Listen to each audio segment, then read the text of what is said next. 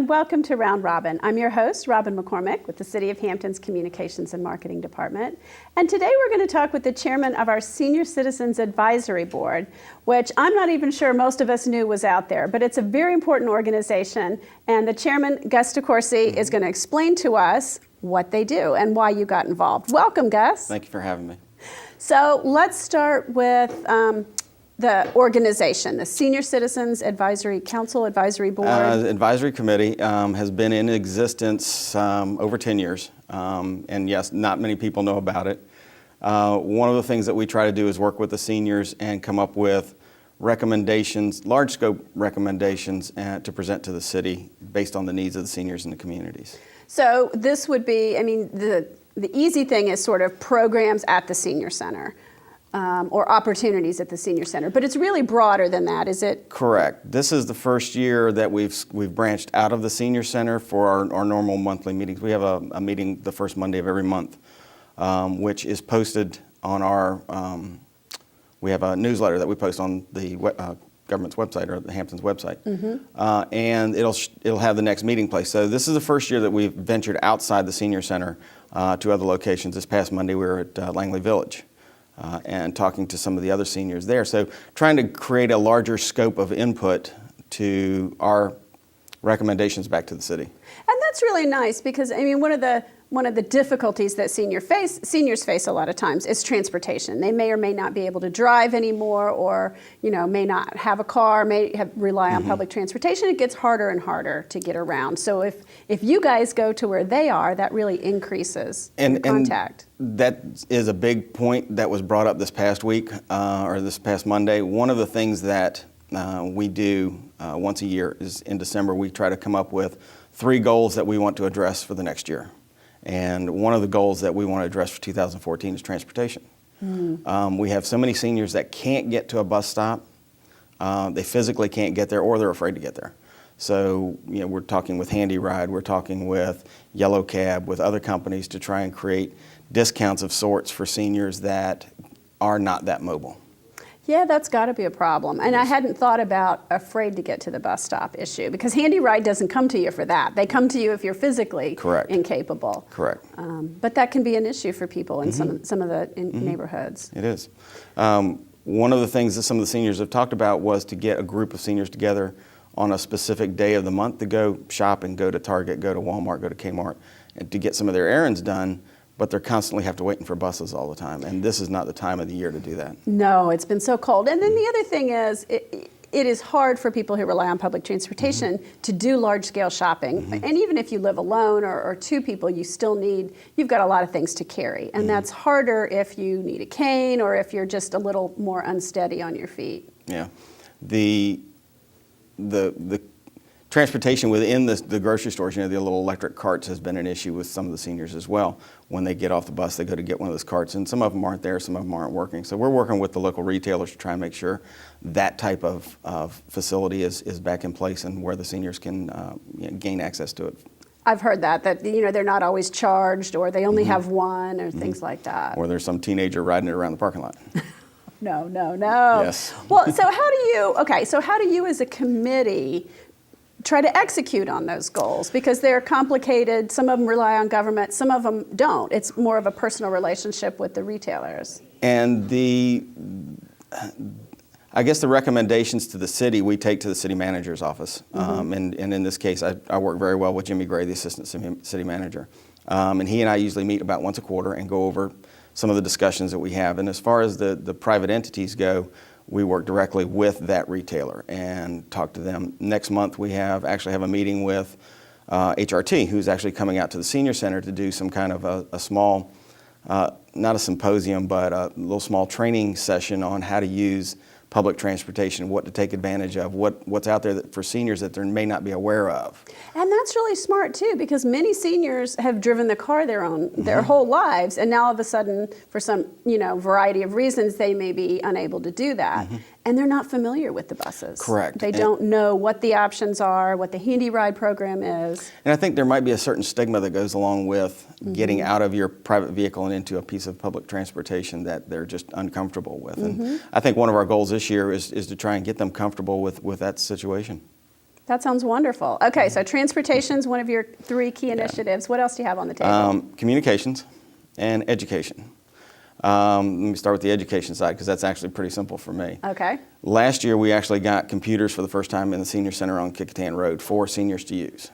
So they don't have to go to the library and compete with the students that are trying to use the computers at the library. So they have their own set now. That's wonderful. So what we've done so far is we've got a person that's going to teach seniors how to use computers, how to safely surf the internet, how to create your own personal email accounts, and how to just basically how to be safe on a computer and how to use it. They're intimidating, I think, for people who haven't been used to a computer to face. I mean, they're intimidating to me, and I've had a computer for a whole long time. But it's if I have to troubleshoot or if something new happens, it throws me for a curve. And so for somebody to come in and try to do that, it's tricky. It is. This past Monday when we were at Langley Village, we had several ladies come up to us and we were talking about some of the initiatives, and they said, yes, I'd love to learn how to use one and I'd love to have one. Now, having one and using one are going to be 2 different things we can't supply, but we will be able to start teaching probably within the next couple of weeks at the Senior Center in Kickotan Road. And that's good. And then if a senior is comfortable and knows how to use it, perhaps their family members a lot of times can help, or a grandchild can come set it up for them. There are a lot of factors. One of the things that we talked about as a committee this past week is how to expand that program of putting computers in the Senior Center to the other senior communities like the Langley Village or Seton Manor, those kinds of facilities where they actually have access to them as well. And that's nice too, because most seniors are probably not going to need a computer dedicated to themselves, and so a bank where they can check email or do those things are so nice. Or just stay in touch with their kids and grandchildren. And oh gosh, nobody mails letters anymore. I mean, it must be, if you don't have access to a computer, you are somewhat cut off from information flow, certainly from the city and from other places, and also from your family.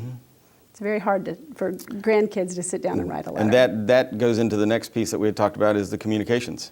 How to get seniors access to the communications they need, not only for keeping in touch, but what programs are available within the city, what programs are available for the seniors that are state funded or federally funded that they traditionally have not had access into. So we're working closely with the city manager's office, the 311 call center, to try and dedicate, for lack of a better term, bandwidth for seniors to have access into gaining that information. Traditionally, it's been city-sponsored organizations or functions, so we're trying to get it outside the city to a wider scope. What's going on at PAA, Peninsula Agency on Aging, what the state is doing as far as their senior care programs, energy share, those kinds of things to get that kind of information to seniors in a consolidated effort and not have to make them go 5 or 6 different places, but go to one place to get it. Yeah, that makes a lot of sense. All right, well, maybe we'll talk later, and maybe my office can help with that in some way. Okay. All right, let's talk about who a senior is. You and I were talking about this a little bit before. I don't like to think that I'm a senior. AARP is trying to recruit me. But the definition, there's a wide definition. There is, and it goes, like I said, AARP starts recruiting people at 50. The federal census information says a senior is 65. The city of Hampton says that if you're 55, you can use the senior center on Kickotan Road. So there is a wide variety of definitions that go along with it. And that's, is sort of nice also to have that variety. And I think one of the things that's nice is to introduce people to the senior center before they are, while they can still maybe be more of a volunteer and help some of the older population who needs it, and to have a little bit of variety. At that center. One of the things we were able to get accomplished last year when we put the computers in the senior center was actually set up Wi-Fi in the senior center as well. So if a family member brings a senior to the center for their exercise classes or whatever, and they want to sit in the lobby area on their iPads or phones or whatever, or laptops, they have access to basically staying in touch with whatever they need to. That's wonderful. And I do want to note the community centers in Hampton have an annual membership fee, and most of the exercise programs and additional classes also cost a little bit just to cover the cost of the instructor. But at the senior center, membership is free. Yep. And a lot of the programs are actually run by volunteers, so there isn't an additional charge for most of what you all do. Some Correct. things have Correct. a fee. Pretty much it's wide open for anybody that's 55 or older in the city of Hampton. Okay, so Gus, let's talk about you for a second. How did you get involved in issues for seniors? The interesting thing is that I don't know, about 3 years ago, I decided that I wanted to spend some time doing some other things. My son is 31, so he's gone. And I figured, okay, let's look at the largest population segment in the city, or the largest growing population segment in the city, and see what we can do. Because I started looking at the different functions that the city had available for volunteers to do the different committees, and I saw that seniors committee as a large opportunity to try and. My thought was to try and engage them into other things with the rest of the city, into other functions.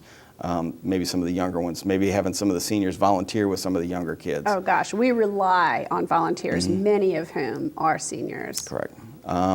Prior to that, I was actually a volunteer firefighter and paramedic for the city years and years ago. But I figured, why not? I still live in the city and give back to the city a little bit.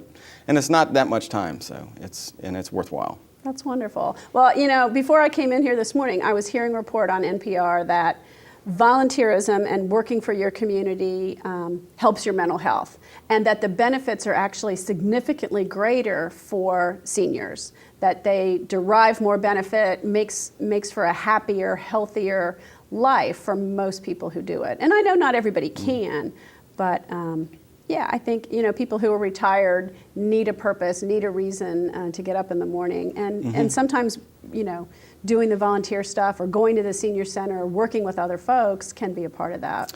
The one thing that we talked about a little bit earlier is that the seniors have no filters, so they will tell you exactly what they're thinking and what they expect you to be doing to help them out.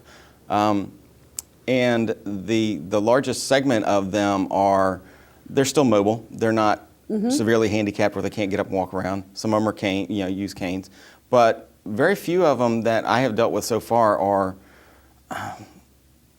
to the point where they just can't get around and they need severe assistance. So they are a very active group of people. They are very supportive of the community. They have their normal, the fish fries. They have a bunch of other things that they get together and do. So they are a very active community into themselves. That's wonderful. Well, thank you for coming and representing that viewpoint. I really appreciate it. Now, I'm just going to go ahead and ask you off the cuff. If someone wanted to get involved in either being on your committee or just helping out in terms of volunteering with seniors, how would they go about that? There is a application on the city website. So if you go to hampton.gov and in the search word type in committee, it'll give you a list of committees that are available, and you can sign up for up to 3 of them. And depending on which one comes first, you'll get a call from that department. You can also call Department of Social Services for the city. Our direct link from our committee is Barbara Stewart, and she will get them the right information. Okay. Well, thank you very much, Gus. I appreciate you coming by. Thank you very much. I've learned a lot about what your group does. Thank you. And I hope you've learned a lot too, and will consider, if you are a senior, taking advantage of some of the recreational and social and volunteer opportunities out there. And you can always learn more on the website, or if you are not a computer user, you can always call 311 and they will talk you through and get you any information you need. Thank you.